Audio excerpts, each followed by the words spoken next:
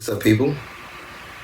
This is Issa Book Club with Kasma Howard, where we talk about and reflect on some of the greatest writers of our generation, of our culture. And I might mix it up. It might not always be black folks, but I really want to capitalize because black artists don't get and black writers don't get the due diligence that they deserve.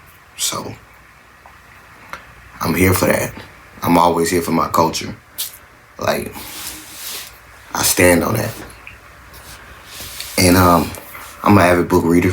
I love to read. I read all day, every day, or listen to music, but I read a lot. I write a lot.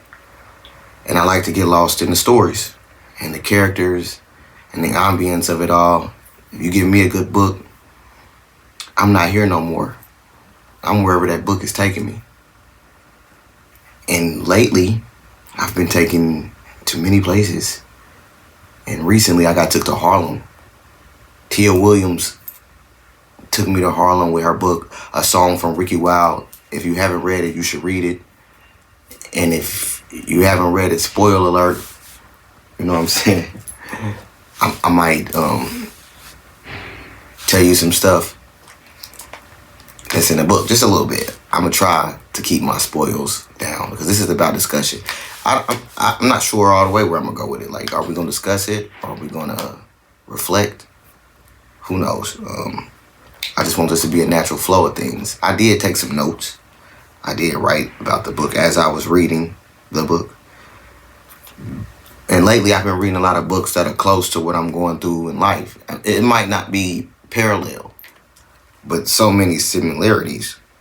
Even in my love life, in my family life, just a lot of similarities.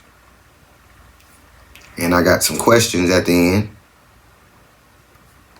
And we can just get into it. So A Song from Ricki Wilde is this love story. And it has nothing to do with space, time, history. It's just pure love. And Tia Williams gave us these characters. She gave us Ricki and Ezra, these very different but very similar people that we grow to love throughout. I love Ricki throughout the book. She was just this whimsical character, and her parents were rich, and they owned a funeral home, but she didn't like death. Like, they had this funeral franchise, and her whole aura was life and flowers and light. So she decided to step out on a limb. Like, even with all the money in the world, she was like, I'll still do this on my own. She could have got funding for her business from her father, but she didn't. She was like, I want to do this on my own. I want this to be all me. And I respected Ricki from the jump. Like, a girl named Richard is wild. So she moves away from her southern home, and she finds herself in Harlem. And she's obtained a new grandma, select your family type grandma. And she just gets into her life, and she starts to build her career, and she starts to build her life. And she runs into this man, this mysterious man, and she can't understand why she's just drawn to him from the first time she saw him. Like, natural connection. And I don't know if you guys ever felt like that with somebody. Just a natural vibe. It's like y'all met each other before. You know what I mean? And she needs to know more. And she's got this new friend, Tuesday, who was a childhood actress, got into her own mess. I think they mentioned in the book, they did mention in the book, she was on probation at one time. And she just don't trust the man. She's like, there's just something not right about him. But Ricki didn't see that. She was like, I know this man. I've met this man somewhere before. And Ezra, that's the man, the artist. He's a musician, and he plays the piano, and he's very still, and he's got like this old soul. Very calming to Ricki.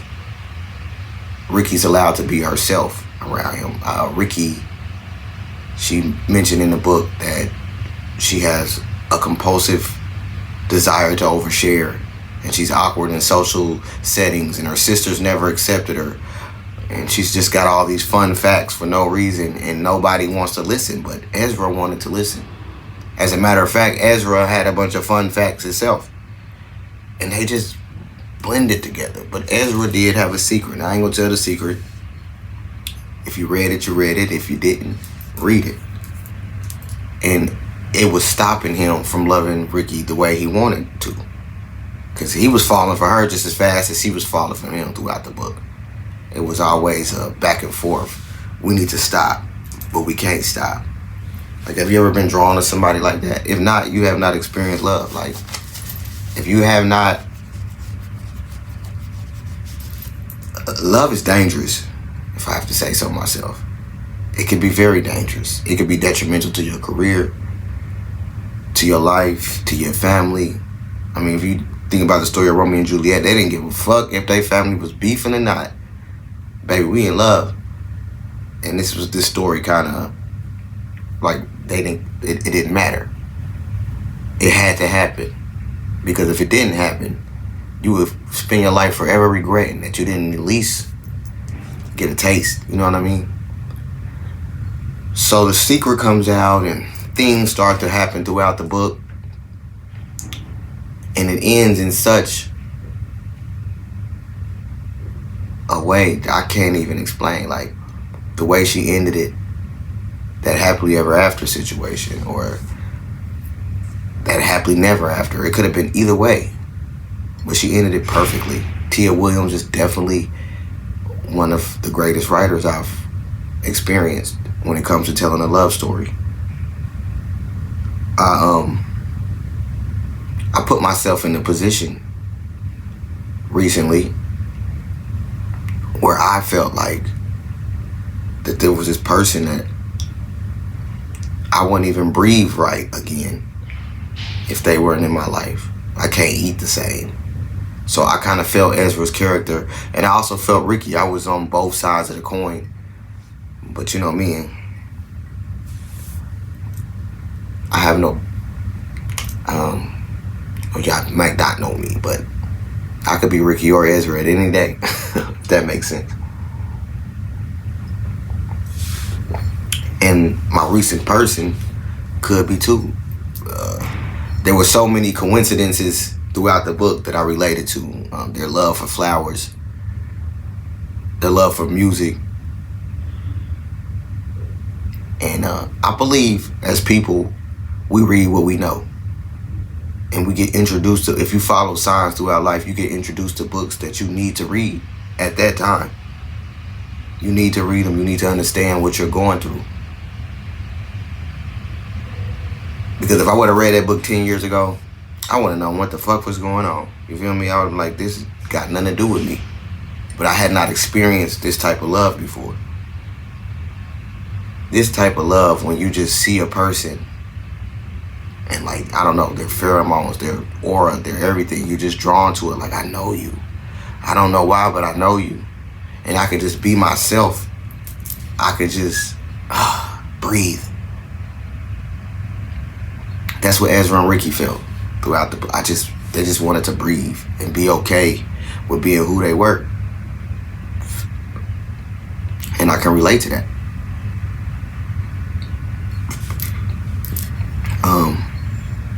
I give this book a 9 out of 10. And the only reason I didn't give it a whole 1 is because I wanted to know more about Ezra. I wanted to know more about his history. But I guess she gave us what she thought we needed, which is okay. I highly recommend this book. And if you are a sucker for love stories and a sucker for a good thrill and a twisty, turny chain of events, and if you are one of those outcasts, one of those misfits, I highly recommend this book. And if you are battling a situation where you know you want to love somebody but you feel like it's too dangerous, read this book. because it's never too much. Love is never too much. You can bend for the other person. You can change for the other person if they worth it. If it's worth it to you. Like, you deserve magical fairy tale love. You deserve somebody who checks on you in your sleep and knows when you're hungry, and who can write a song for you even if they can't even sing. Like, don't ever question that as a person. We all deserve that. We don't deserve to settle. Love should be fate, destiny. It happened because it was supposed to happen.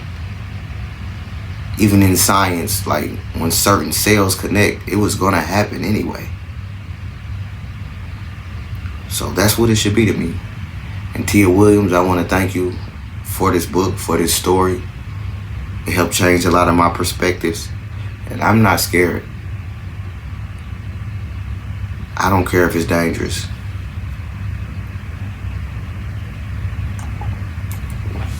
There's not a roller coaster on this earth that I'm scared to ride.